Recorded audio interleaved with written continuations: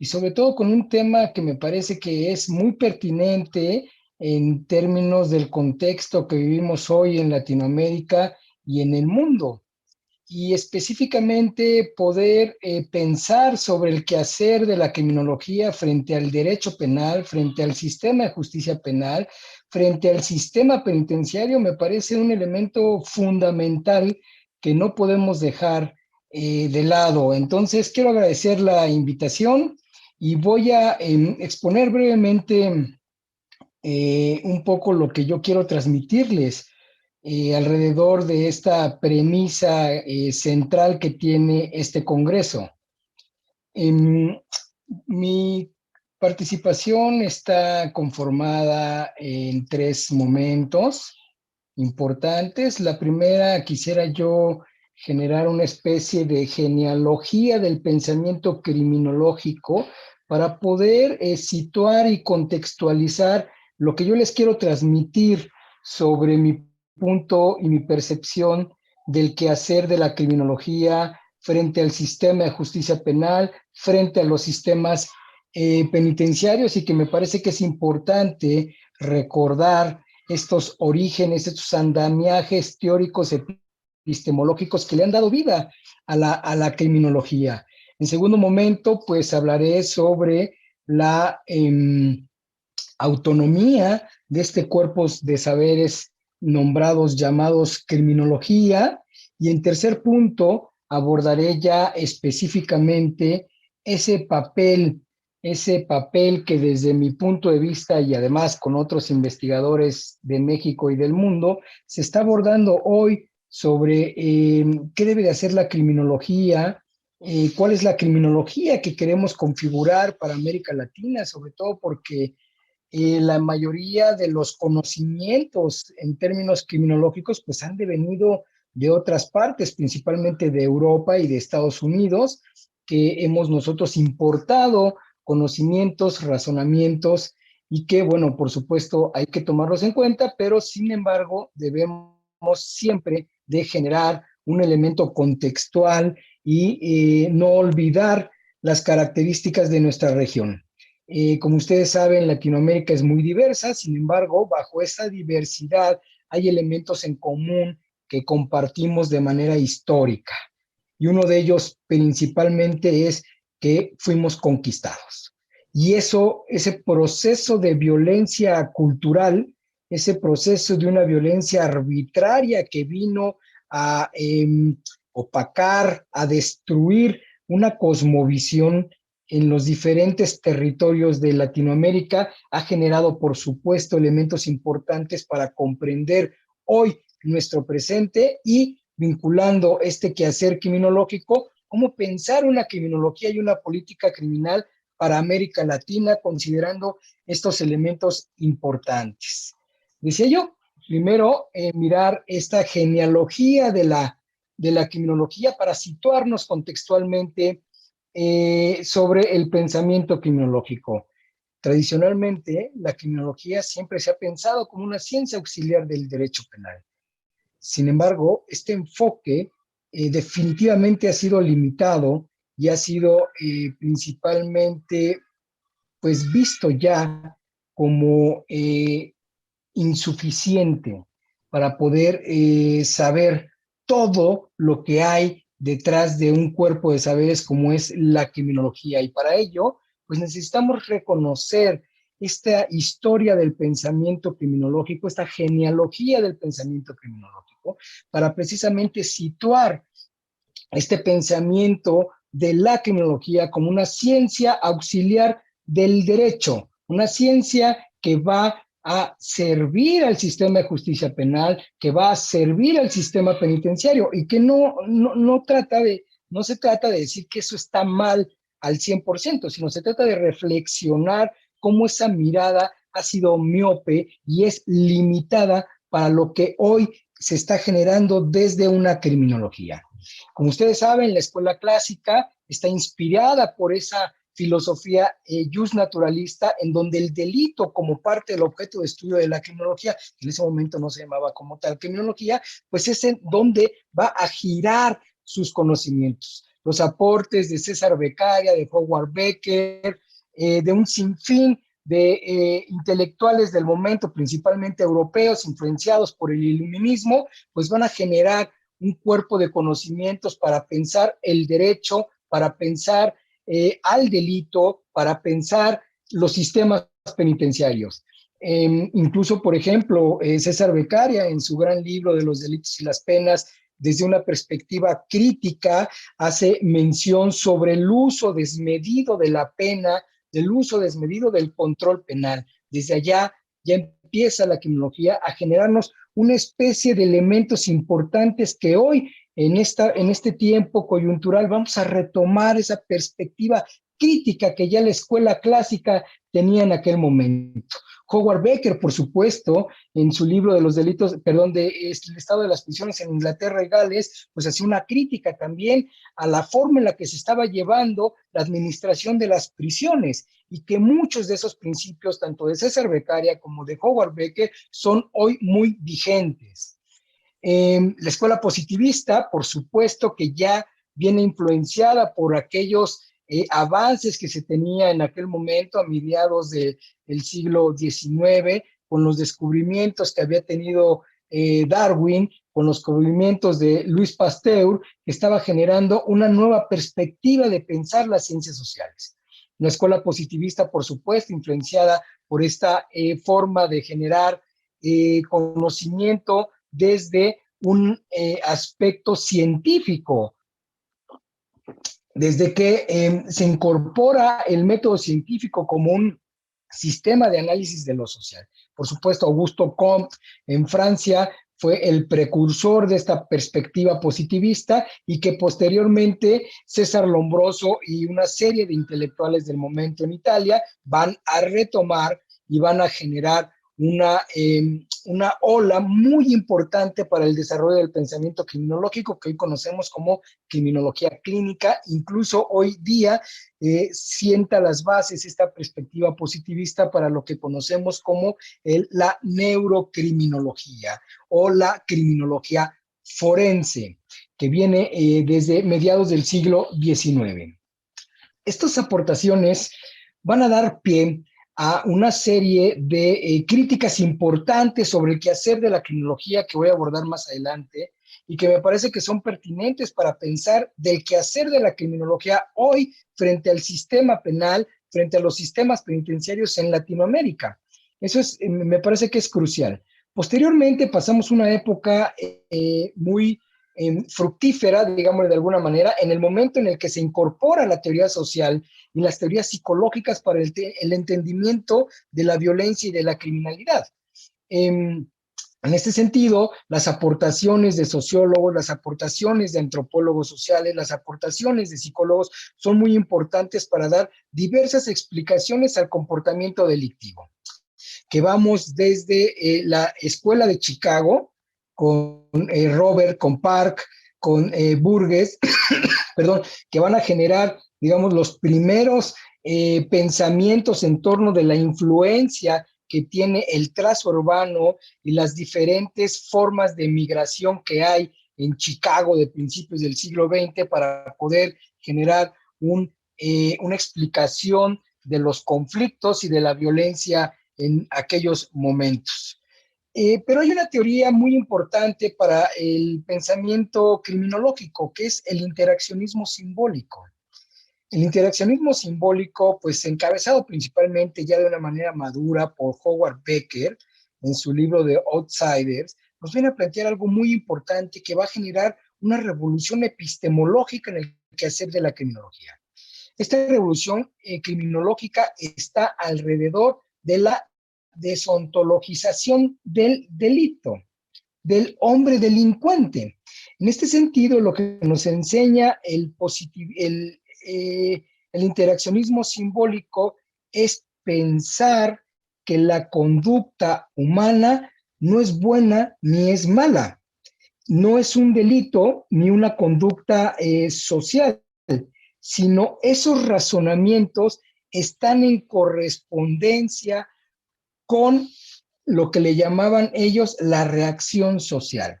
¿no? Desde el interaccionismo simbólico, también el pensamiento de Blumer es importante dentro de esta teoría, dentro de esta posición epistemológica. Y esto nos implica un punto muy interesante, es decir, que el delito es una construcción sociojurídica. El delito está preestablecido con la norma vigente y que va a recoger aquellas conductas que en teoría se piensan como que generan un daño social. Y a partir de ahí, la reacción social institucionalizada bajo el sello del sistema de justicia penal, pues va a generar procesos de criminalización de las conductas, de aquellas conductas que se miran peligrosas, entre comillas, para la sociedad. En este sentido, el interaccionismo simbólico nos marca que la desviación no es una conducta que en sí mismo le pertenezca al sujeto, sino que el grueso de la sociedad, la audiencia social, la reacción social, es lo que genera la desviación a través de lo que el propio grupo social ha establecido como criterios axiológicos, como criterios morales. Entonces, todo aquel que se despegue de aquellos criterios morales, de aquellos criterios axiológicos en términos generales, el grupo social lo marcará como un agente desviado. Pero entonces la conducta en sí misma no es la desviada, sino más bien es la reacción social que se tiene de esa conducta. Esto es muy importante porque va a dar pie a la construcción teórica epistemológica de lo que conocemos hoy como criminología crítica, que está, por un lado, influenciada por la epistemología que tiene que ver con el interaccionismo, pero también con la teoría marxista. Y me parece que este es un punto muy importante porque le va a dar un quiebre a la forma del pensar criminológico que vamos a desarrollar un poco más adelante. Y que vamos a dejar en un segundo punto a la conducta y que vamos a estar observando la reacción social, específicamente aquellos que traen un proceso de criminalización, pensando que el derecho y que el Estado es selectivo. Nadie podría dudar hoy que los sistemas de justicia penal actúan de manera selectiva. Y ese es uno de los puntos que la criminología debe de advertir y que ahorita vamos a ir a desarrollar poco a poco en nuestra charla. Estas posiciones desembocan hoy a una forma de entender a la criminología de una manera distinta, ya no desde la óptica positivista o desde la óptica de la criminología forense, sino como un cuerpo de conocimientos autónomos que se piensa fuera del derecho. Y me parece que ese es un punto muy importante y ahí es el quehacer medular que tiene frente al sistema penal, frente al sistema penitenciario, y ahora lo voy a desarrollar. Hoy se habla de una criminología del daño social, una criminología que se aleja del objeto de estudio primigénito, del objeto de estudio inicial, que era el delito, muy influenciado por la escuela clásica, ¿no? En donde pone al centro a la criminología, al objeto de estudio de la criminología, como desde el delito. Y eso es muy importante porque hoy hemos trascendido esa lógica, ¿no? De esa lógica jurídico-penal a una lógica más de sociología del control penal. Una sociología del control penal que nos permite advertir la violación de los derechos humanos, nos permite advertir el exceso del jus puniendi por parte del Estado y que nos permite entonces, algo muy importante, advertir y prevenir masacres. Como ustedes saben, Latinoamérica ha sido una región que por años ha sido dominada y ha sido colonizada por otros pensamientos de otros países europeos principalmente, y ahora en el caso, por ejemplo, de México, muy colonizados ideológicamente por Estados Unidos. Necesitamos una criminología decolonial, una criminología que piense desde Latinoamérica, una criminología que piense no desde el derecho, sino una criminología que piense al derecho, que piense al sistema de justicia penal. Estos momentos del desarrollo de la criminología, de la genealogía del pensamiento criminológico, puede ser estudiada a partir de 4 elementos importantes. Por un lado, esta posición epistemológica que yo he narrado de una manera súper breve. La escuela clásica deviene de este pensamiento iluminista, de una filosofía jus naturalista. Por supuesto que la escuela positivista viene de la filosofía positivista que va a encarnar y va a empujar, desarrollar Augusto Comte. En las teorías sociales y psicológicas, pues tenemos una variedad y un mosaico importante de las posiciones epistemológicas que van desde el estructural funcionalismo hasta el marxismo, el interaccionismo simbólico, la criminología crítica que tiene como eje modular, por supuesto, el materialismo histórico y el materialismo dialéctico. Y hoy, esta criminología del daño social, que digamos, un mosaico de posiciones epistemológicas, pero que han roto esa forma tradicional de mirar a la criminología como una ciencia auxiliar del derecho, que si bien es cierto puede ser útil para fines de generar teoría del caso, para poder generar una especie de conocimientos que ayuden a la comprensión, incluso a la investigación de un hecho delictivo. Hoy la criminología es mucho más que eso. Esta criminología que es ubicada principalmente bajo los perfiles criminológicos, que además tienen una serie de críticas muy potentes sobre la falta de bases científicas, principalmente de los perfiles proyectivos.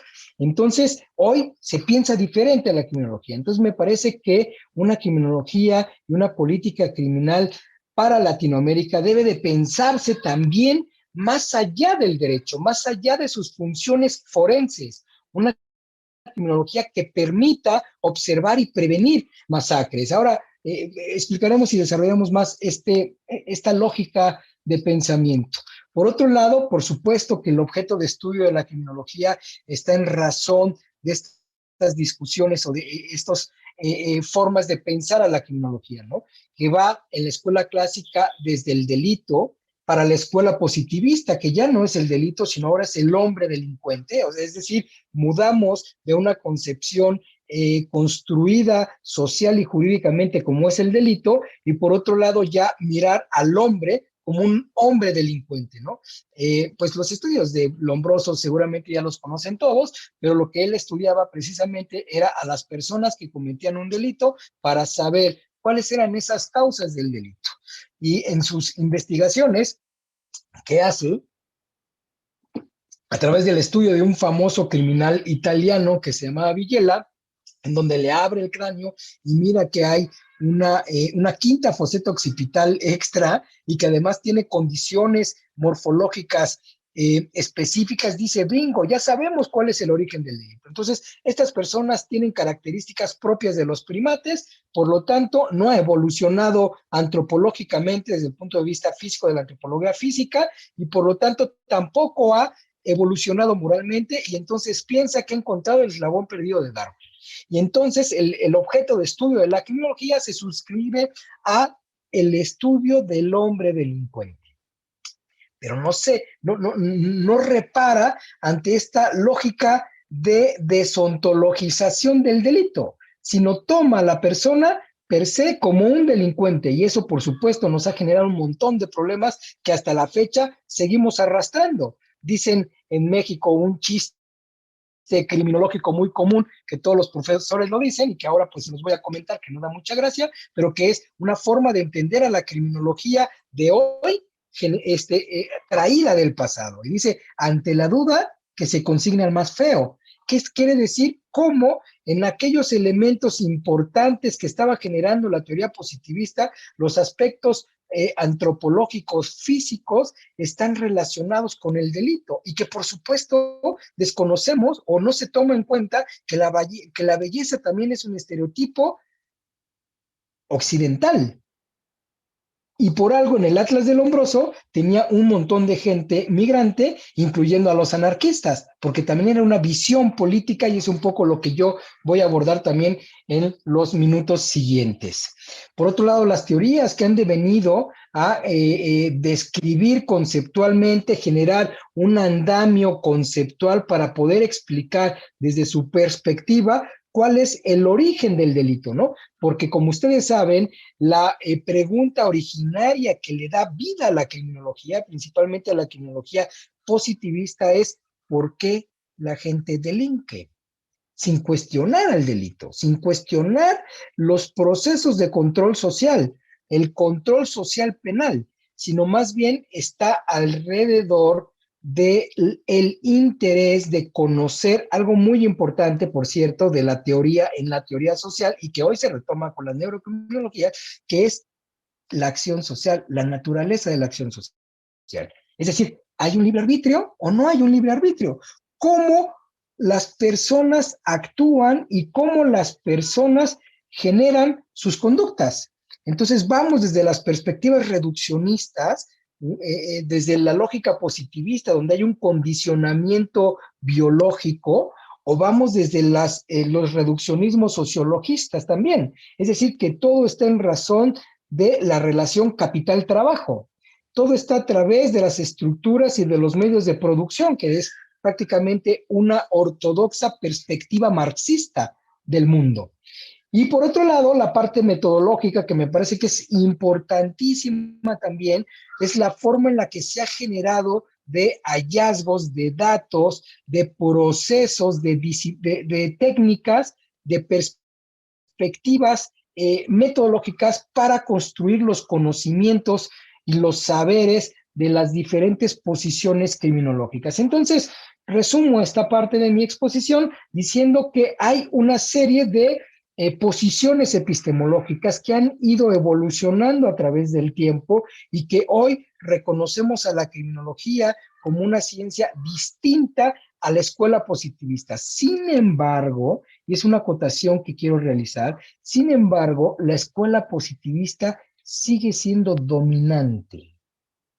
Es decir, que en muchos de los sistemas penales se siguen sirviendo de los beneficios que aporta la criminología positivista y que incluso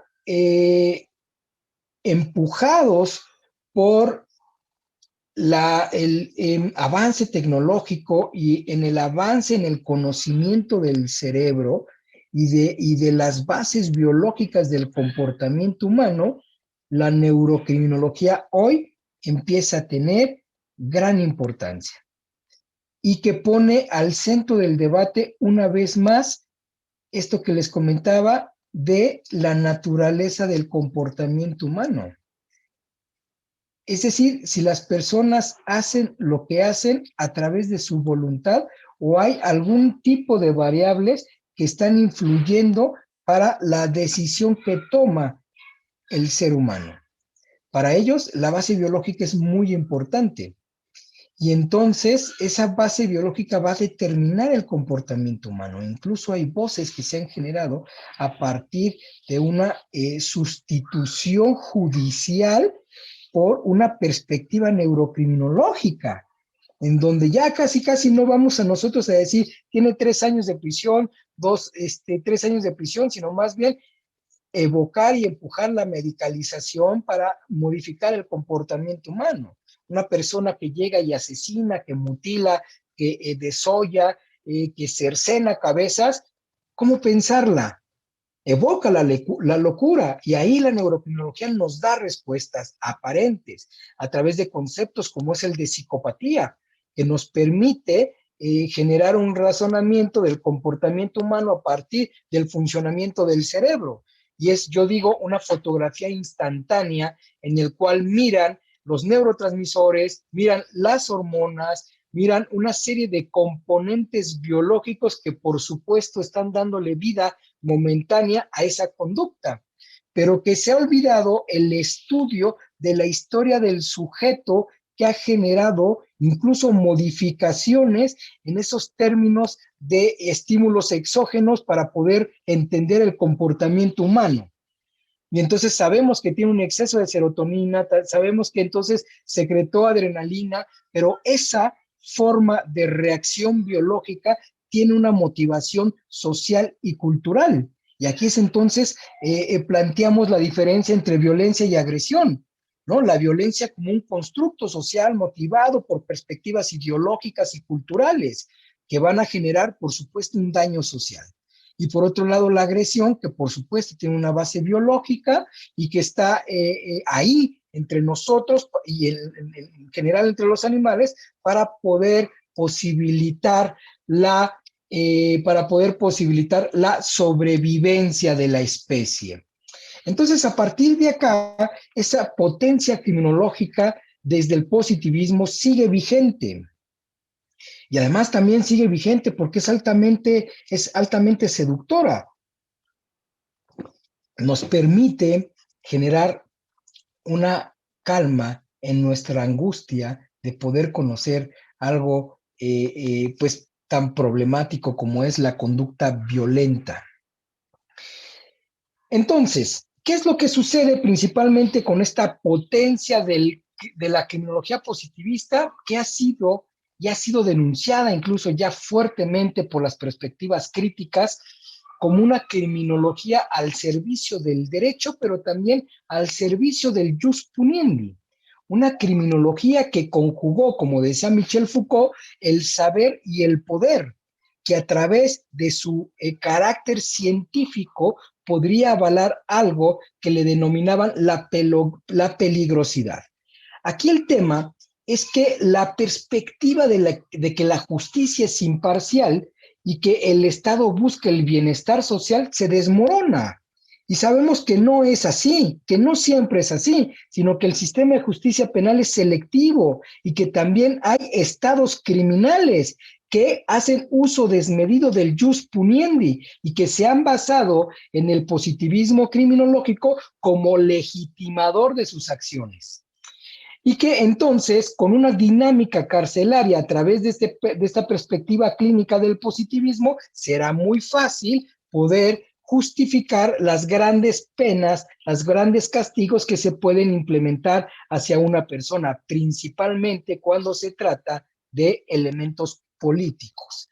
Y aquí es donde entra un punto muy importante, la criminología también como un quehacer político, como un quehacer que ha legitimado el abuso del poder a través de poderse instaurar como una ciencia y como una ciencia, por supuesto, construida como un gran metarrelato, ¿no? Un metarrelato en el cual goza de un prestigio y de una legitimidad, lo que era antes la religión, ¿no? Como un gran metarrelato que era incuestionable. Hoy la ciencia pareciera ser que ha perdido ese cuestionamiento, pero que en un momento fue muy fuerte y que entonces bastaba con decir, está científicamente comprobado que A más B es C, entonces ya no había nada más que decir. ¿Por qué? Porque la ciencia ya lo había dicho. Hoy sabemos que no, que la ciencia también obedece a estructuras políticas y obedece a intereses institucionales y que entonces debe de haber también una deconstrucción del quehacer científico, principalmente aquel que está alrededor del pensamiento, yo le llamo, de la transgresión penal y de la violencia. El positivismo criminológico conjugó esos dos elementos, saber y poder, fue denunciado como utilitario del servicio desmedido del jus puniendi y que también, por supuesto, fue un elemento importantísimo de desarrollo del conocimiento del pensamiento criminológico. Me explico este punto. Si bien es cierto, el positivismo funcionó como una especie de legitimador del jus puniendi, como les vengo comentando, pues también hubo grandes avances desde el punto de vista del conocimiento científico. Por supuesto que César Lombroso ha sido juzgado incluso injustamente, ¿no? Por las aportaciones que hizo. Sin embargo, dentro de su contexto tuvo una gran valía, ¿no? Y eso sí habría que dejarlo sobre la mesa. y él hasta cierto punto no es responsable, no fue responsable del uso que se le dio a sus aportaciones científicas, porque fue más bien un uso político, un uso que legitimaba, ¿no? Y que además es cómodo y que además es un conocimiento tranquilizador, les decía yo, sobre por esa ansiedad de poder comprender la conducta criminal. Entonces es muy importante reconocer lo que hizo la criminología positivista, lo que sigue haciendo la criminología positivista y cuál es la utilidad que tiene una criminología forense. Pero también habría que reconocer la utilidad que tiene una criminología que ha atravesado el umbral del derecho y que se ha posicionado fuera del derecho y pensado al derecho para poder generar una serie de conocimientos que nos permite incluso también hacer una acción política, prevenir grandes masacres. Acá vemos tres definiciones de la criminología que por supuesto vienen a poner sobre la mesa la demarcación disciplinar y que nos da cuenta un poco de lo que hemos estado platicando hasta ahorita. Rafael Garófalo, un positivista, él era abogado, muy allegado a César Lombroso, nos decía que la criminología es la ciencia del delito. Pero entonces preguntaba yo, ¿qué es el delito? El delito es una construcción sociojurídica. El delito no es un comportamiento en sí mismo, sino es un pensamiento de prohibición. Es la ciencia general de la criminalidad y de las penas. Por supuesto, esta perspectiva está influenciada por ese jus naturalista. Recientemente, el doctor Rodríguez Manzanera, una figura muy importante para la criminología mexicana, y yo me atrevería a decir para la criminología en el mundo, junto con Ruiz Funes y por supuesto su maestro Quirós Cuarón, definen a la criminología como una ciencia sintética, causal, explicativa, natural y cultural de las conductas antisociales, es decir, el conocimiento de la criminología se suscribe a las conductas. Ya no es el delito, ahora es las conductas, como en el positivismo. Y además nos dice una parte muy importante, es causal, una lógica causal explicativa, en donde hoy sabemos que el mundo es mucho más complejo que una recta X provoca y que a través de esta lógica sintética que se hace llegar de diferentes conocimientos, podría generar ya un diagnóstico criminológico de una persona, de su conducta antisocial, y en esa razón poder incluso motivar el castigo, ¿no? ¿Cuál es el uso que ha tenido o el uso que se le ha dado de estos conocimientos en términos de juzgar, en términos de implementar castigo? Ya nos mencionaba el ponente antecesor sobre este concepto que dicta García Pablos de Molina, un abogado también, criminólogo español, y nos dice la criminología como la ciencia empírica e interdisciplinaria que se ocupa del crimen, ¿no? Una vez regresamos a esta lógica naturalista, pero agrega del delincuente.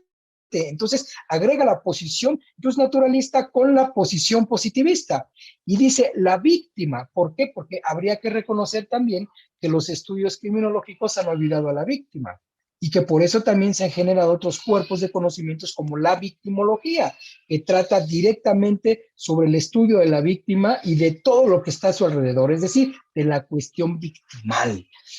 Y hay un punto importante que me parece que habría que resaltar, que nos agrega García Pablos de Molina para poder entender una criminología que empieza a salir ya del sello del derecho penal. Y es un estudio, ¿no?, que trata el control social del comportamiento desviado y que esto nos evoca entonces a poder pensar, estudiar, observar al sistema penal y cómo se generan esos procesos de criminalización que van, por supuesto, a desembocar en detenciones, en el uso de la prisión. Bueno, pues ahora, decía yo, la criminología siempre como un auxiliar del derecho, un cuerpo de saberes que va a utilizar a la criminología para poder generar estudios del caso, para poder generar perfiles, para poder entender, entre comillas, el comportamiento delictivo. Pero a partir de la entrada de la teoría social, la criminología empieza a adoptar cuerpo de conocimientos distintos al derecho penal y empieza a escindirse del derecho penal como una ciencia auxiliar para poder configurar estudios específicos propios del quehacer criminológico. Y a mí me parece que la consolidación de esta autonomía pues deviene precisamente con la criminología crítica y que se puede mirar a través de estos dos libros importantísimos para el pensamiento criminológico, que es el escrito por Alessandro Barata, Criminología Crítica y Crítica del Derecho Penal, que prácticamente está dando los principios para erigir una sociología del control penal. Y por supuesto, en la parte de Inglaterra, la nueva criminología de Jock Jung, que nos está también planteando una perspectiva crítica del quehacer de la criminología positivista, pero también una crítica al funcionamiento del sistema de justicia penal, en donde se denuncia como tradicionalmente, lo he venido diciendo, el sistema de justicia penal es un sistema de justicia penal selectivo y que ese viejo razonamiento que justicia es darle a cada quien lo que se merece, pues nos preguntamos qué se merece cada quien. Y también nosotros podemos observar cómo hay grupos que tienen mayor visibilidad por el sistema de justicia penal, aquellos que atentan contra la legitimidad del propio Estado. Entonces, hay un poder estatal, un poder que goza el sistema de justicia penal. ¿Y cuál es ese poder? El poder de castigar, el poder de reprender, el poder de privar de la libertad. Y que ahí es muy importante que los conocimientos criminológicos se puedan presentar como observadores del ejercicio del poder por parte del sistema penal y por parte del Estado. ¿Para qué? Para salvaguardar algo muy importante, que es los derechos humanos. Entonces, desde la criminología crítica, pensamos a la criminología ya en una latitud distinta que ha dejado en segundo plano el estudio del delincuente, como lo veíamos en el positivismo, lo veíamos incluso en toda la parte de las teorías, de este proceso de la incorporación de la teoría social, la Escuela de Chicago, las teorías del aprendizaje social, las teorías de la subcultura, las teorías del control social, bueno, en fin, una serie de las teorías de la anomia, una serie de teorías que han estado alrededor de la comprensión de la delincuencia y que han tenido pues diferentes explicaciones. Desde la criminología crítica es ya un proceso de transición de una observación del estudio del delincuente a el estudio del sistema de justicia penal y los procesos de criminalización.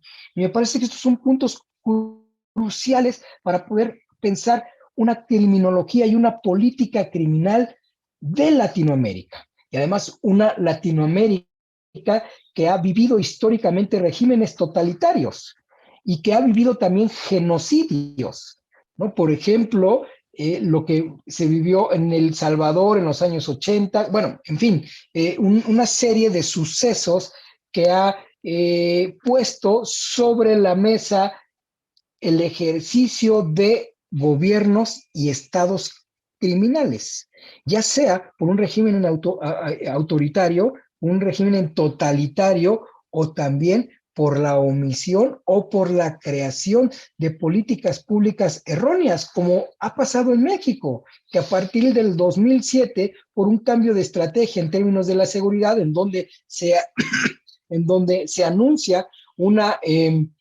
posición frontal hacia el crimen organizado, hemos nosotros incrementado los homicidios dolosos de una manera sorprendente, con la militarización de la seguridad pública, donde se han incrementado las desapariciones forzadas, se han incrementado las ejecuciones extrajudiciales y se han generado una serie de abusos por parte de las Fuerzas Armadas, de las fuerzas policiales, y que por supuesto la criminología debe de estar como un elemento observador de esos procesos y, como diría Raúl Zaffaroni, una criminología cautelar que prevenga ese tipo de masacres, que prevenga la violación de los derechos humanos, que prevenga el uso desmedido del castigo y de las medidas carcelarias. Apuntar entonces a un derecho penal mínimo, apuntar entonces a un derecho penal que privilegie elementos alternativos a la prisión, porque como he comentado muchas veces, la prisión no hace otra cosa más que generar más problemas de los que resuelve, y que incluso el derecho penal también los genera, ¿no? Entonces, una criminología autónoma que piense desde la criminología, que piense desde el derecho, perdón, desde la teoría social y no dentro del derecho penal. Una criminología que va a generar solo o a reproducir solo esquemas de conocimientos que van alrededor del esclarecimiento de un delito, que no es, repito, que no debamos utilizarla así, sino que es un enfoque limitado y que la criminología hoy en día puede trascender a esa lógica auxiliar del derecho y que sus conocimientos y sus aportaciones nos implique generar una perspectiva más amplia y principalmente en razón de la prevención, ¿no? La prevención, sí, de la transgresión penal, pero también la prevención del abuso del jus puniendi, y que ahora miraremos. Este tercer apartado, para ir terminando y para ir desarrollando estos esquemas que me parece que intenta este simposio internacional poner sobre la mesa, y es la criminología como una observadora del sistema penal. El simposio tiene su nombre, Desafíos de la criminología a la transformación del sistema penal y penitenciario boliviano. ¿Cuál es el mayor desafío que desde mi óptica tiene la criminología? Y es pensarse como una criminología observadora que piense al derecho y al sistema de justicia penal y que no piense desde el derecho ni desde el sistema de justicia penal. Si nosotros queremos tener la consolidación de una criminología que aporte elementos de prevención del daño social, tenemos que sacarla del derecho penal.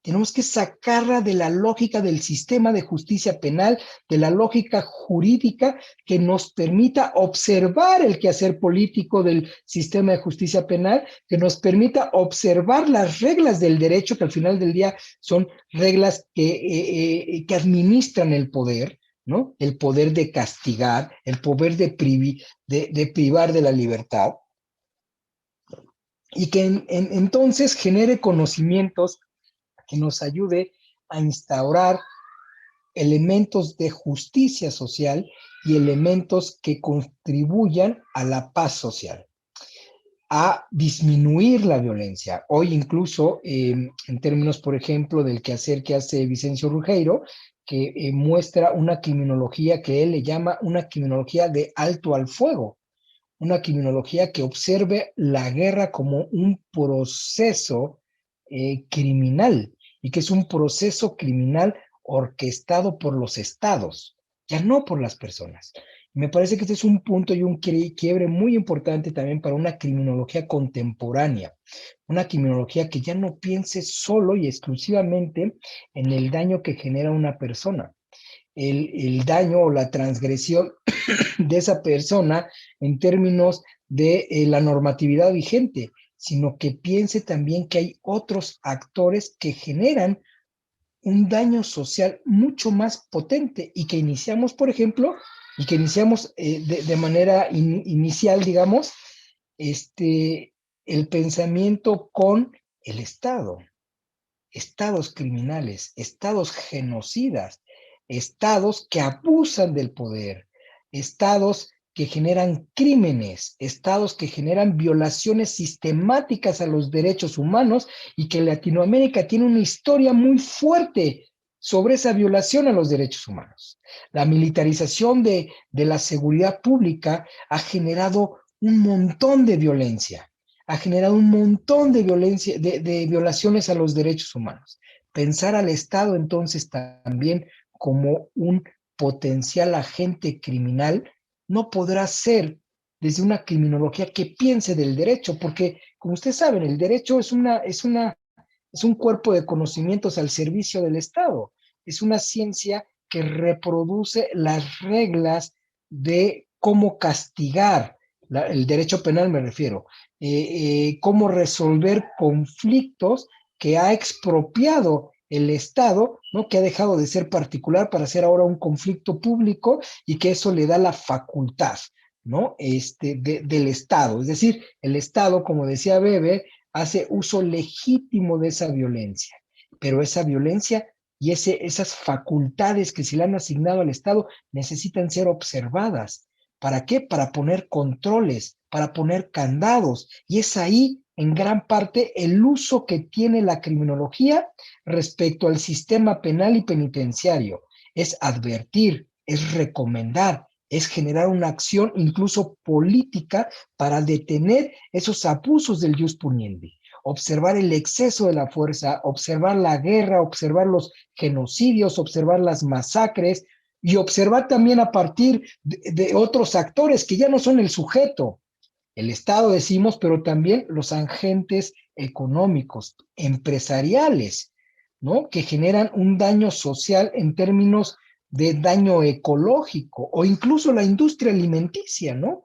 La industria alimenticia que estamos tratando de controlar el tema del consumo de drogas, ¿no? El consumo de drogas, por ejemplo, como la marihuana y otras drogas, pero principalmente, pues, el tema es la marihuana, a partir de su control, ¿no? Alegando que es un tema de salud pública, mientras que hay otros elementos que están generando una, un daño a la salud pública mucho más potente, como es, por ejemplo, toda la industria del azúcar, ¿no? Ahora, en marcas acá en México como Marinela, como todas estas marcas que vienen Coca-Cola, de refrescos, que ya a prácticamente todos los alimentos se le añade una cantidad bárbara de azúcar y que ha sido considerada además como una droga el azúcar y que nos va a repercutir en la salud como obesidad. En México tenemos uno de los primeros lugares a nivel mundial de obesidad infantil, en donde en las cooperativas, en la escuela venden chicharrones, gansitos, pastelitos y un montón de cosas que es prácticamente veneno para los niños. Pero eso no lo observamos, porque hay intereses económicos al respecto. Entonces también observar a estos agentes económicos que están dando un daño social mucho más potente que aquel que roba, incluso que aquel que asesine, no porque no tenga importancia, sino hablamos de magnitud del daño, aquellos estados que van a generar de manera sistemática violaciones a los derechos humanos, aquellos que han generado procesos genocidas, crímenes de guerra, ¿no?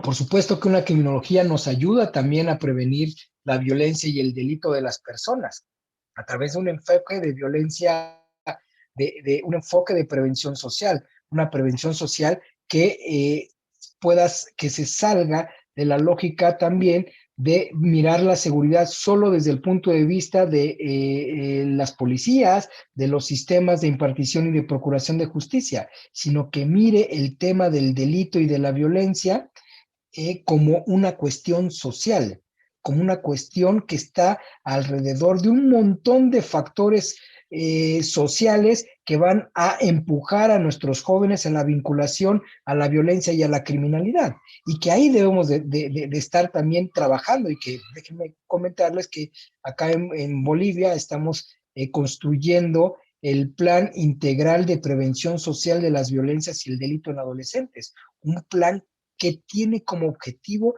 administrar acciones de las diferentes dependencias para poder minimizar esos factores de riesgo, poder potenciar factores protectores y tratar de anclar a nuestros jóvenes, a nuestros adolescentes, a la vida de la legalidad, ¿no? Y no generar solamente solamente acciones coercitivas, no solamente generar acciones policiales que incluso abran la puerta a estos crímenes de Estado, en términos de abuso del poder, en términos de ejecuciones extrajudiciales, en términos de violaciones de los derechos humanos. ¿Qué hace entonces una criminología frente al sistema de justicia penal? Es una criminología observadora, una criminología preventiva de masacres, de violaciones a los derechos humanos, de crímenes de Estado, de genocidios, de guerras, de abuso del poder, de abusos del jus puniendi, de daño ecológico, del daño social.